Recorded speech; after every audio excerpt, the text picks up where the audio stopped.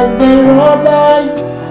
Jesus, you're the answer for my words today. Am I dead? Yes, you are. You're dead. You wanna dispute it?